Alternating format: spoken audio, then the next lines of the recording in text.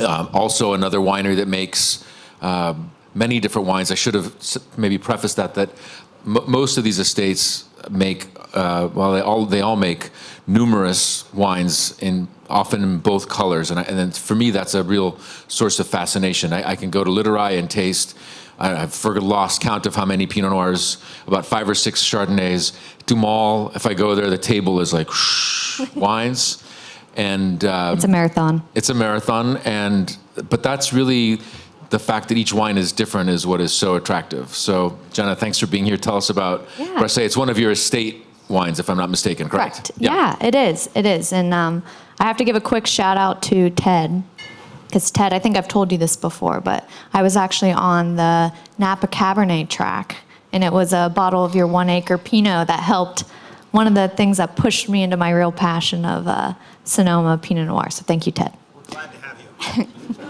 And I want to say Antonio did such a great job putting this panel together. These really are the icons of West Sonoma County. And Ted kind of mentioned this. We're a really young winemaking region. When you think of Europe and Burgundy, they talk in AD and centuries, and we talk about the 80s and 90s and decades. So we're a young winemaking region, and it's because of families like the Hirsch and the Kisslers and everybody on this panel here that really pioneered planting Pinot Noir. Crazy idea to plant Pinot Noir that close to that giant freezing Pacific Ocean. And so we all kind of stand on their shoulders, and it's so cool to see up here too the start of second generation winemakers. And I feel like we're all as a whole really making the best wines we've ever made. And it's a huge thanks to the people on this panel here. So a little bit about DuMOL. So if you guys aren't familiar with DuMOL, we started in the 90s. And very early on, we planted our flag in this unique little pocket called Green Valley. Can you point to that, Antonio? It's kind of, perfect. So it's right there, and it's unique because it's on the western edge of the Russian River where it overlaps with Sonoma Coast. This is when they used to let us do overlapping. And so that's kind of precisely why we like planting grapes there. We find that you kind of get the best of both worlds. So we're able to get kind of the deep fruit purity that you get from the Russian River, the sunshine, the little bit warmer temperature, the soils there. But then you also get a ton of coastal influence. And so you get all those savory, crunchy tones that you get from the Pacific influence. And we're really proud now we own and organically farm over 60 acres in this very tight little geographical pocket. And the wine we brought today, this is our 2022 Bressay Estate Pinot Noir.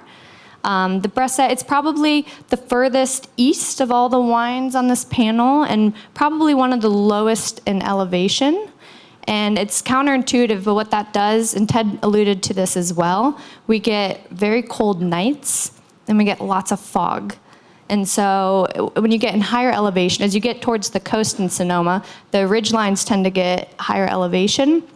And so you get a higher elevation, you get less temperature change between the day and the night. So it's more kind of uniform.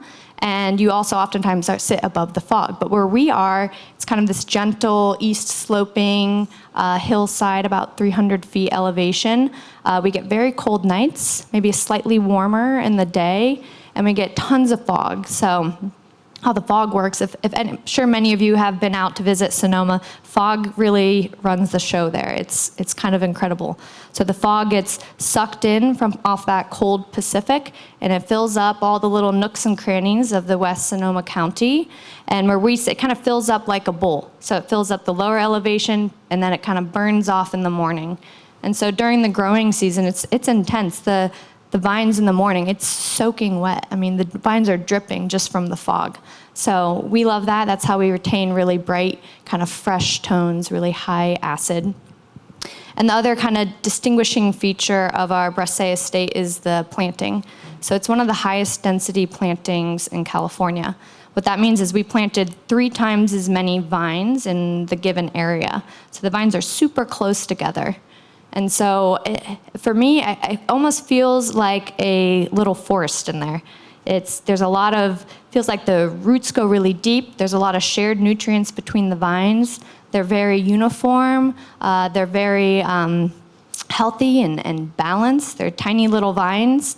And very importantly, we've noticed that you get a lot of shading. So you can imagine the two canopies growing up. You get shaded by the canopy next door. And so you don't get a lot of just direct sunlight on the clusters. And very importantly, you don't get a lot of direct sunlight on the soils.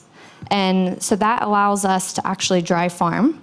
So in California, we don't get any rain during the growing season, which is very nice for disease pressure, but it's very hard for not irrigating. We can oftentimes in a year get no rain from February until November. That's not that odd.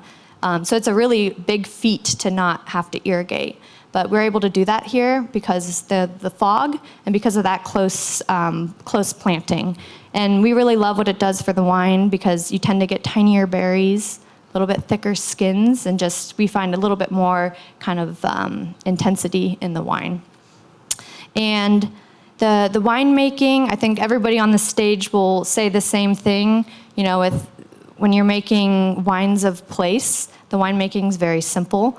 You know, none of us are doing anything crazy on the winemaking side, I'm sure, because we're trying to do the least we can so that the wine tastes the most of that unique little pocket that we all grew our grapes from.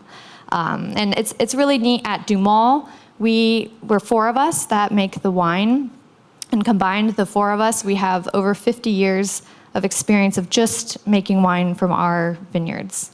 So that's pretty neat, and I think it kind of gets to the essence of winemaking because, you know, you can have a long winemaking career and maybe you get to make wine from a certain parcel 30, maybe 40 times if you're lucky. And so that's it. You get, you know, 30 so chances to make the picking decision, make that wine. And it takes over a year before you see the outcome of those little decisions that you made. So you get, every year you're just kind of fine tweaking, you know, oh, let's try that picked a little bit earlier. Let's try, you know, being a little bit softer on extraction. And that's kind of the essence of Pinot Noir winemaking. And I'd say with this wine, this is one thing that as we've kind of fallen in love and learned this little tiny pocket of our estate, we find that we really love using a teeny bit of whole cluster, like Ted and Antonio mentioned. So just with the thin soils, they're very sandy. We ferment a little bit with the whole bunches, the grapes on the stems. It's about 30% here. And I always get it as this like little lift of almost like a Campari spice on the finish. So you're making me want a Negroni. Yeah, exactly. Don't we all? A little early, but thank you, Jenna. Thanks very much. Thanks. Yeah, give her a round of applause.